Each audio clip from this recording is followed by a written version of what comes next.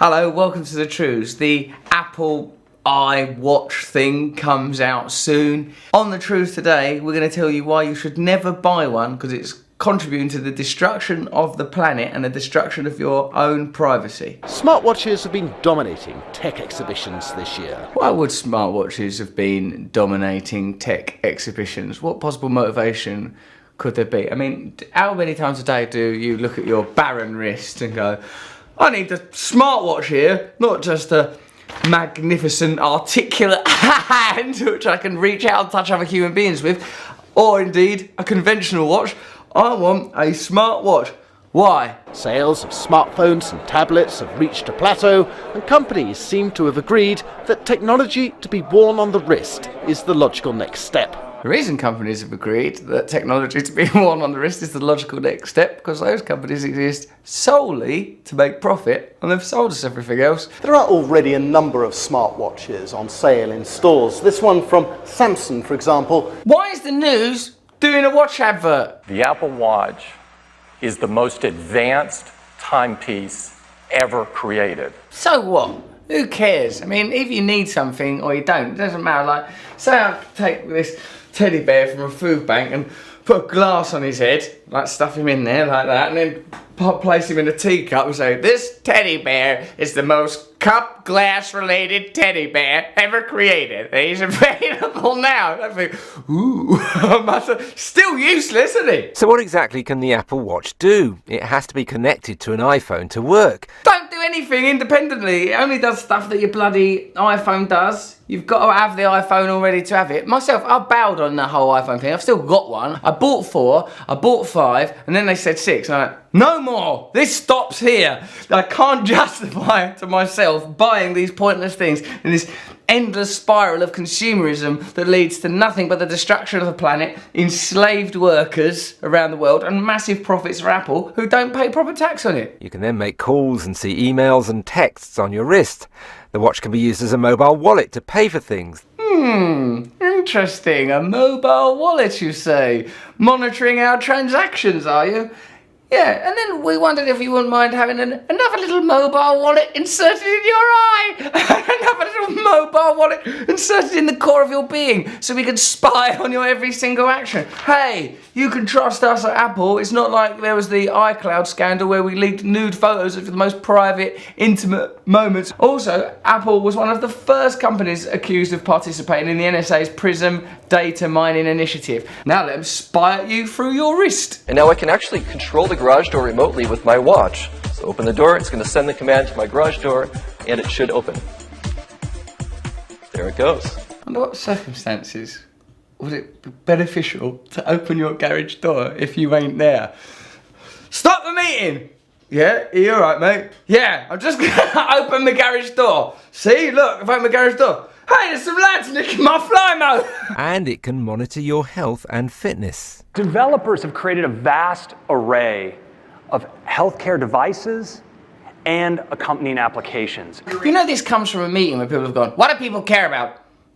Dying and stuff? Yes, put it in the pointless watch. Everything from monitoring your activity level, to your heart rate, to your weight, Whether or not people love you. and chronic medical conditions like high blood pressure and diabetes. To see Apple talk about your personal health is ridiculous and risible. Do you think on any level that the most successful, richest, most tax evading company in the whole world is interested on any level about your health and your well-being? What they care about is profit. What they care about is capturing information about you. On the most benign level, information to help them market new products, information that will be used to sell you stuff and to keep you a consumer. And on the most malevolent level, information that will be given to governments to compile further data and to observe you and to invade your privacy further.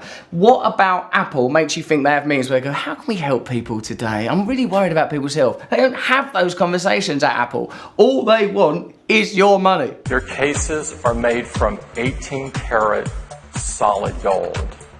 It is priced from $10,000, and it will be available in select retail stores. Well, yeah, because no one can bloody afford one. The company also unveiled a plan to allow medical researchers to use information collected from iPhone and watch users. What? Sorry? What was that? While promising that it wouldn't see that data. You decide how your data is shared. Well, don't share it. Stop giving it to the government.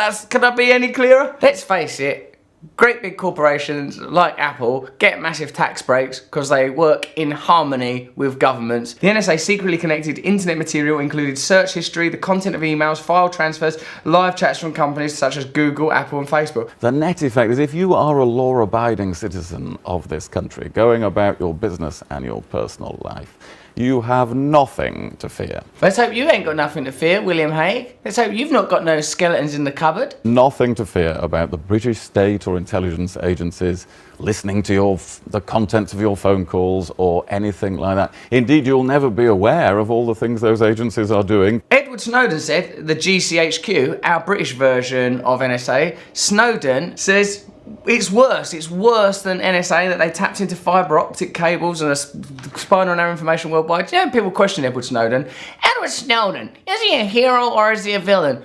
Well, what possible motivation could the man have other than acting on his conscience? Do you know what I've really always wanted, dear? What's that, Edward? Well, I've always wanted to go and live in fear of my life in a cabin in Russia, never able to see any of my family members and fearing a bullet in the back of the head at all times. Oh, well, start acting conscientiously at work then. To stop your identity being stolen and to stop a terrorist blowing you up tomorrow. A terrorist might have blown you up tomorrow if we hadn't looked at that picture of your fanny. Really? How does this work? It's complicated. But if you are a would-be terrorist... If you are a would-be terrorist, are you a would-be terrorist? I would be if I thought you'd keep fucking spying on me the whole time. I'm thinking of becoming one, actually. Or the centre of a criminal network, or a foreign intelligence agency trying to spy on Britain. Are you a foreign intelligence agency trying to spy on Britain? Yes, I am, as a matter of fact. Ah, well, you've just made your first mistake, sir, by admitting it. You should be worried, because that is what we work on, and we are, on the whole, quite good at it. It's not something that the government should be granted access to because they reckon it might help them curb terrorism. It hasn't so far. Edward Snowden's initial revelations, when they were attacked by NSA, they said, we prevented 54 acts of terrorism because of that stuff that Snowden's coding us off for. And the Inquisition went, all right, let's see. And they went, all right, maybe not 54, perhaps it was 12. And they went, show us the evidence. And it turned out that it was one, not even act of terror, one transaction of $8,500 to Somalia. Check it out. I got that from a Noam Chomsky article. It's online. You can look for yourself. It looks like for maybe 3 years you have been getting information without legally applying for it. Well, sometimes, because when people look, of course, at when they get partial information about what is really a vast, complex picture, all sorts of things can look true or untrue. The current director of GCHQ, the British version of NSA, said, privacy has never been an absolute right. That's not an absolute right to be private. It bloody is. The GCHQ shouldn't be in charge of that. If you think like that, you're exactly the kind of person that shouldn't be in charge of a spying agency. This is secret work. It is secret intelligence. It's secret for a reason. Privacy is a right. It's a right. It's not like a, well, if you want to be private, you must have some terrible, dirty little secret that you're trying to keep quiet from everybody. It's not like the only reason you'd want to be private is because you're doing something wrong. Privacy? Why do you need privacy for? So you can have sex with pigs and children?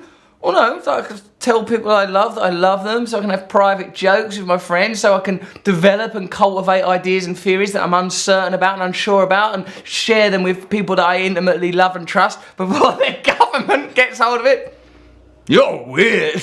If actually we could tell the whole world and the whole country how we do this business, I think people actually would be enormously reassured by it. When did the conversation go in this direction? Oh, we're entitled to spy on you, we're entitled to take your information, we're entitled to monitor and observe what you think, how you behave. Like, they're trustworthy. We know there are sitting MPs that are paedophiles. We know they're sitting on the Chilcot inquiry till after the election. We know they are in the hock of their cronies and of big business. Who are they to spy on us? We should be spying on them. They're not the moral arbiters of us. The entire system's defunct and and broken. The Apple iWatch is just another way of tagging and bagging yourself up. Is it really any different from the tags they put on convicted criminals? We're all criminals. We're all guilty until proven innocent, and now they want to give us a gold-plated one at 10 grand for the privilege. Don't buy an Apple iWatch. Don't trust William Hague or anybody in the government. Stop participating in this meaningless facade. Yeah, alright, we're stuck with the laptops and the phones that we've got now, but if you really want to protest, if you really want to make a difference to government, stop consuming, stop voting, stop paying your mortgage, stop paying your taxes, but in harmony and organisation with one another, not just one lone lunatic. Don't buy an iWatch. That's some true news. Subscribe here.